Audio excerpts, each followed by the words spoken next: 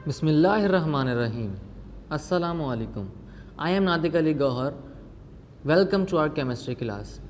आज हम डिस्कस करेंगे अपनी केमिस्ट्री क्लास के अंदर about alternate to practical ATP model paper 2021 of chemistry class 9th या एसएससी पार्ट 1 का। इसके अंदर हमने क्या चीज़ डिस्कस करनी है, 10 मार्क्स का हमारे पास है। इसके लिए आपको 20 मिनट्स दिए होंगे करने के लिए और 10 MCQs हैं 10 मार्क्स के। स्टार्ट करते हैं अपना पहला पेपर। उससे पहले हमारे पास क्वेश्चन नंबर 1 क्या बोल रहा है भाई।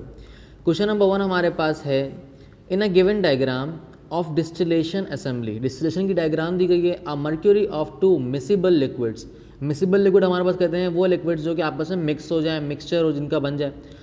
X and Y is being heated and a collecting flask is receiving only X component।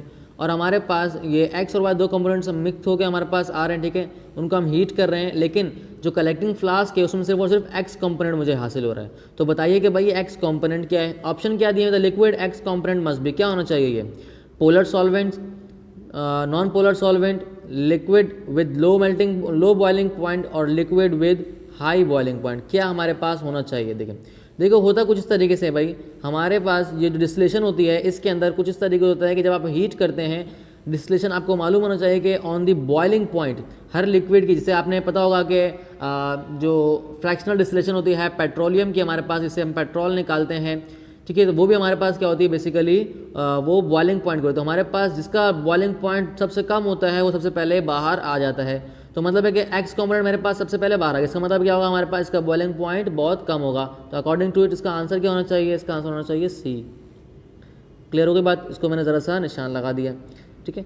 Next मेरे पास क्या बोल रहा है भाई, क्वेश्चन नंबर 2 है, consider a mixture of a given substances. एक मिक्सचर है मेरे पास जो कि कौन कौन सब्सटेंस उसके अंदर मौजूद है, मेटल, एन आयोनिक सॉलिड और एक कोवलेंट सॉलिड मेरे पास मौजूद है।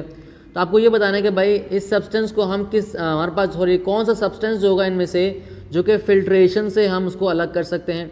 देखें होता क्या है, एग्जाम्पल लेते हैं, आयनिक सॉलिड मेरे पास जो है वो नमक होता है। इससे कि नमक को अगर आप पानी में मिलाएं, इसका फिल्ट्रेशन बनाए, हमारे पास फिल्टर बनाए, इसका सोल्यूशन बनाए, इसको आप फिल्ट्रेट करेंगे तो हमारे पास वो डिजॉल्व हो जाएगा। इस तरीके से अगर कोवलेंट सॉलिड की बात करूँ मैं, तो कोवलेंट सॉलिड मेरे पास चीनी आती है, शुगर आती है। अगर आप इसका क्या बनाएंगे, लिक्विड हमारे पास सोल्यूशन बनाएंगे तो वो क्या होगा, हमारे पास वो भी क्या हो जाएगा, डिजॉल्व हो जाता है और चीनी बाहर नहीं आती। लेकिन अगर मेटल को आप मिलाएंगे, हमारे पास जो मेटल अगर हमारे पास होगा सॉलिड, जो हमारे पास अक्सर औकात हमारे पास मेटल्स होते हैं तमाम सॉलिड होते हैं, बहुत माइनॉरिटीज़ की जो मेटल होते हैं हमारे पास वो होते हैं लिक्विड या फिर ठीक है। तो मेटल्स जो है अगर उनको मैं फिल्ट्रेट करूँगा तो मेरे पास क्या है, फिल्टर पेपर के ऊपर मेटल्स एब्स्ट्रैक्ट हो जाएंगे। तो इसके अकॉर्डिंग हमारे पास आंसर क्या होना चाहिए, ओनली 1 जो कि मेटल है, तो उसका ए आंसर हमारे पास करेक्ट है। नेक्स्ट हमारे पास है the component of a solution that can be separated through distillation. किस चीज़ को मैं डिस्टिलेशन से सेपरेट कर सकता हूँ, मिसिबल लिक्विड मतलब वो लिक्विड जो कि मिक्स हुए हैं आपस में, या फिर हमारे पास इममिसिबल लिक्विड जो वो लिक्विड जो आपस में मिक्स नहीं हुए हुए। सी ऑप्शन मेरे पास है एन इनसॉल्युबल सॉलिड, वो सॉलिड जो मेरे पास सॉल्युबल नहीं है, मीन्स कि डिजॉल्व नहीं हो सकता, and a polar solvent. Next हमारे पास D an ionic solid and a non polar solvent. Ionic solid क्योंकि नॉन पोलर सॉल्वेंट हमारे पास ऐड नहीं होता है तो हमारे पास को हम डिस्टिलेट नहीं कर सकते। तो आपने ऊपर डिस्कस भी करा था हमने यहाँ पर कि भाई यहाँ पर क्या था, डिस्टिलेशन किसकी कर रहे थे, मिसिबल लिक्विड्स की कर रहे थे। हमेशा डिस्टिलेशन हमारे पास होती है किसकी, मिसिबल लिक्विड्स की होती है, जो कि मिक्सचर होते हैं हमारे पास अलग अलग चीज़ों का। तो मेरे पास क्या आंसर होगा, ए आंसर इनमें से होगा, ठीक है। क्लियर बात हो गई, मैंने यहाँ पर ए को ज़रा सा अंडरलाइन कर दिया।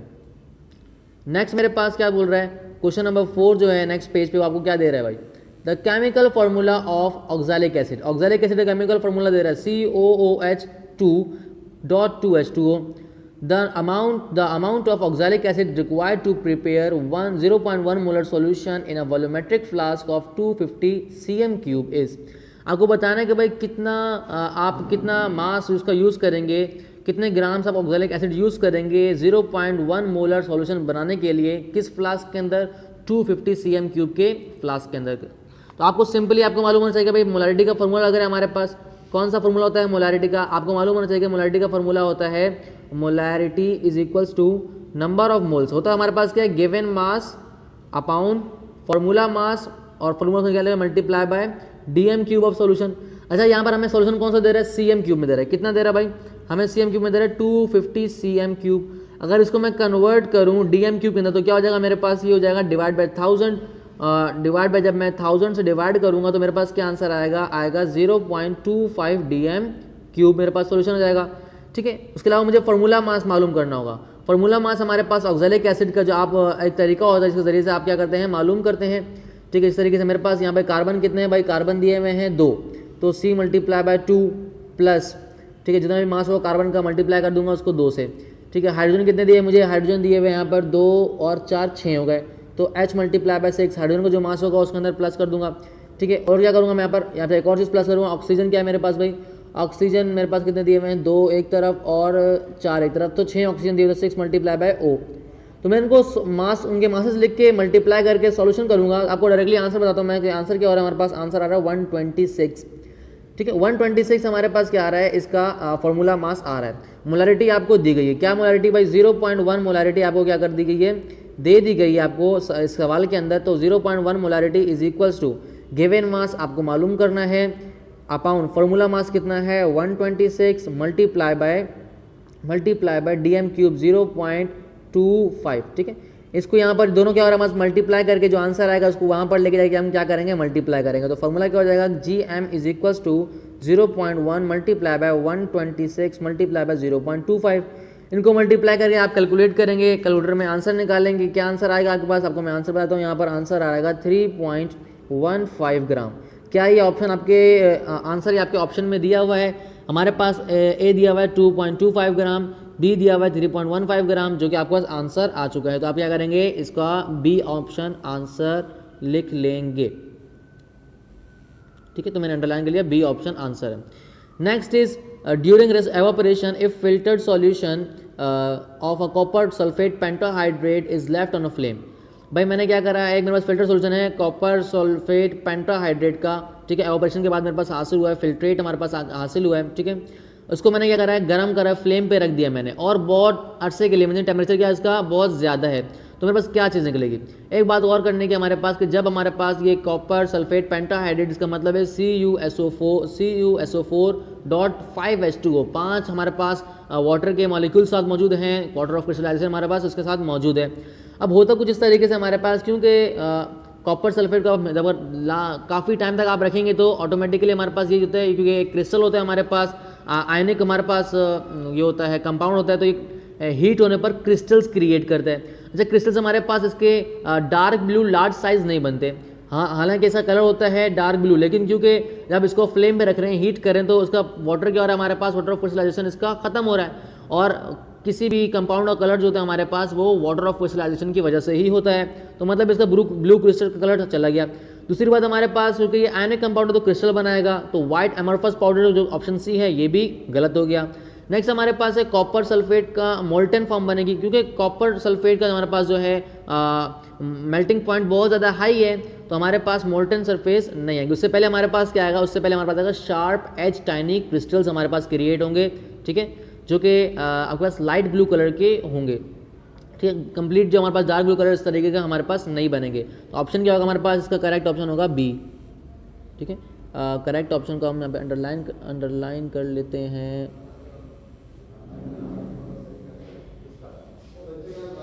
ऑप्शन बी क्या है हमारे पास, इसका करेक्ट आंसर होगा।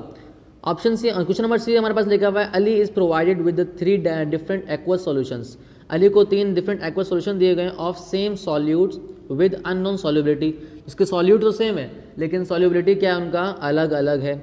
टू आइडेंटिफाई सुपर सैचुरेटेड, भाई आपने आइडेंटिफाई करना है कि हमारे पास कौन सा सॉल्यूशन सुपर सैचुरेटेड है, कौन सा सैचुरेटेड है और कौन सा अनसैचुरेटेड है। तो उसके लिए अली को क्या करना पड़ेगा, he would add some crystals of some solute in all the solution. तमाम सॉल्यूशन में उसने क्या करा, कुछ क्रिस्टल्स ऐड करे सॉल्यूट के। तो बताना है कि भाई क्या ऑब्जर्वेशन करेक्ट उसने शो करी होगी।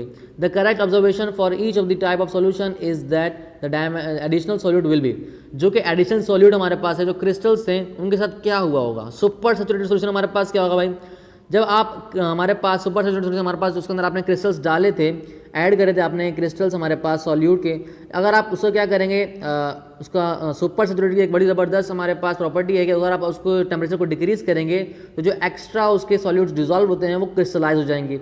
तो सी देखो हमारे पास क्या है कि भाई क्रिस्टलाइज और इंक्रीजिंग टेम्परेचर, ये तो गलत हो गया। उसके अलावा सुपर सैचुरेटेड सॉल्यूशन हमारे पास नॉर्मल टेम्परेचर पर डिजॉल्व नहीं करता सॉल्यूट्स, तो ये भी गलत हो गया। उसके अलावा रिमेन अनडिजॉल्व ऐसा भी नहीं होता हमारे पास, बल्कि क्या होता है जब टेम्परेचर आप कम करेंगे तो आपको मैं बताया कि प्रॉपर्टी होती है सुपर सैचुरेटेड सॉल्यूशन की कि वो क्रिस्टलाइज बना देता है हमारे पास सॉल्यूट को। तो सी इसका हमारे पास ऑप्शन हो सकता है, लेकिन चेक करेंगे सैचुरेटेड सॉल्यूशन के अंदर।